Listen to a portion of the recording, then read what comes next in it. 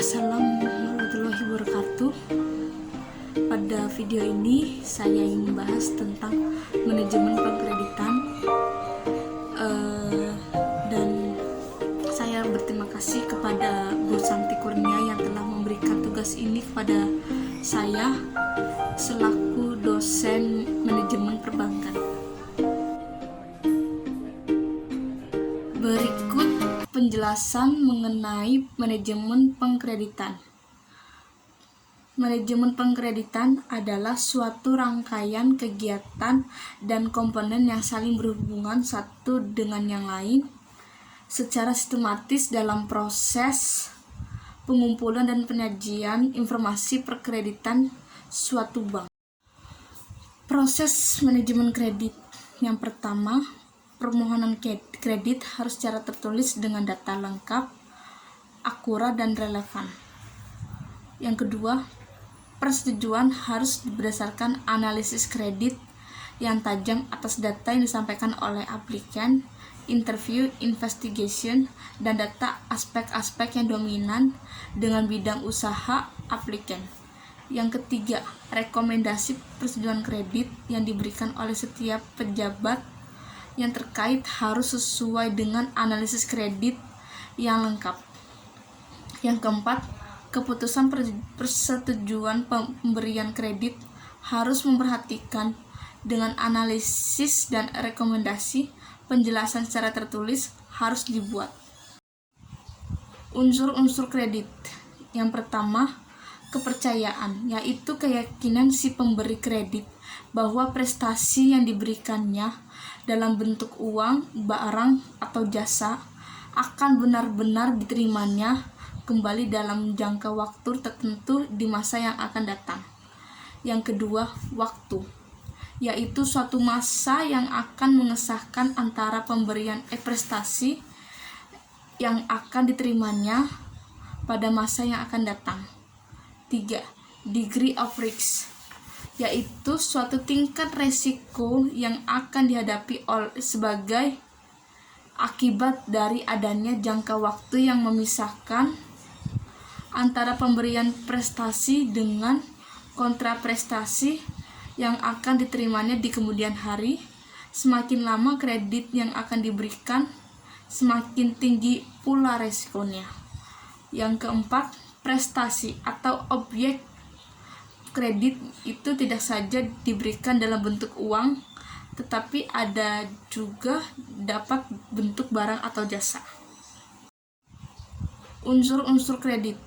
Yang pertama, kepercayaan, yaitu keyakinan si pemberi kredit bahwa prestasi yang diberikannya dalam bentuk uang, barang, atau jasa akan benar-benar diterimanya kembali dalam jangka waktu tertentu di masa yang akan datang. Yang kedua, waktu, yaitu suatu masa yang akan mengesahkan antara pemberian prestasi yang akan diterimanya pada masa yang akan datang. 3. Degree of risk, yaitu suatu tingkat resiko yang akan dihadapi sebagai akibat dari adanya jangka waktu yang memisahkan antara pemberian prestasi dengan kontraprestasi yang akan diterimanya di kemudian hari.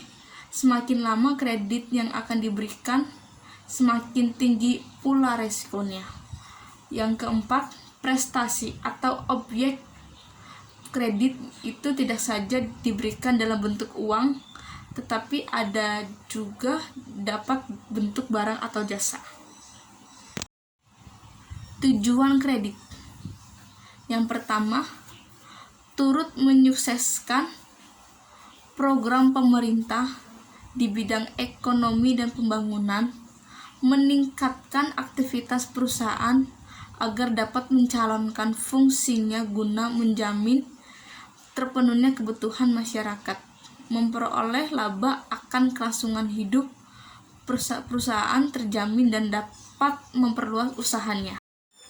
Fungsi kredit. Yang pertama, kredit pada hakikatnya dapat meningkatkan daya guna uang. Yang kedua, kredit dapat meningkatkan peredaran atau lalu lintas uang. Yang ketiga, kredit dapat pula meningkatkan daya guna peredaran barang. Yang keempat, kredit sebagai salah satu alat stabilitas ekonomi. Yang kelima, kredit dapat meningkatkan kegairahan berusaha masyarakat. Yang keenam, kredit adalah jembatan untuk meningkatkan pemerataan pendapatan nasional.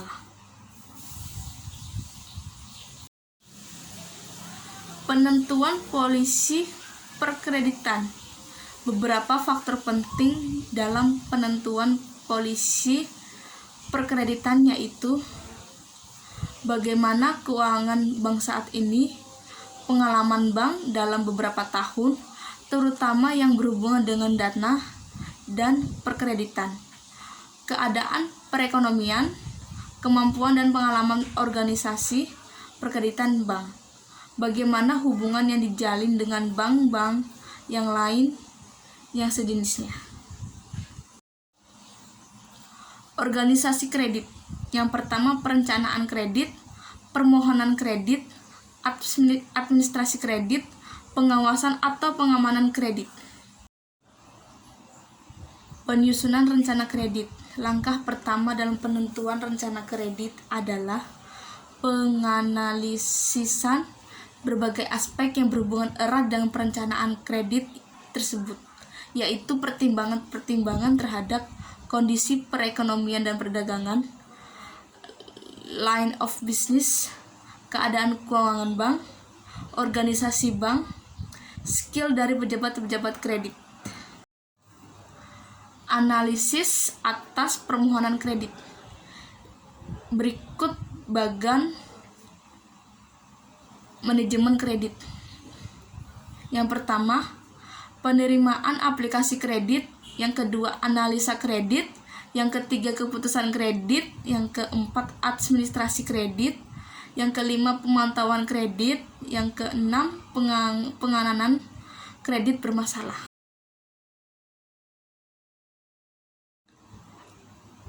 Laporan administrasi kredit. Bentuk laporan yang diperlukan dalam administrasi kredit antara lain kartu induk debitur, laporan pemberian kredit, laporan realisasi dan mutasi kredit. Batasan-batasan pemberian kredit.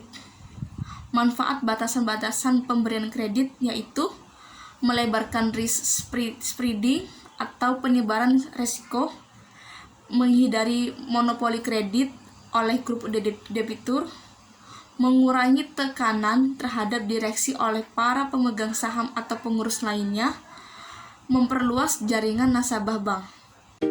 Sekian dan terima kasih.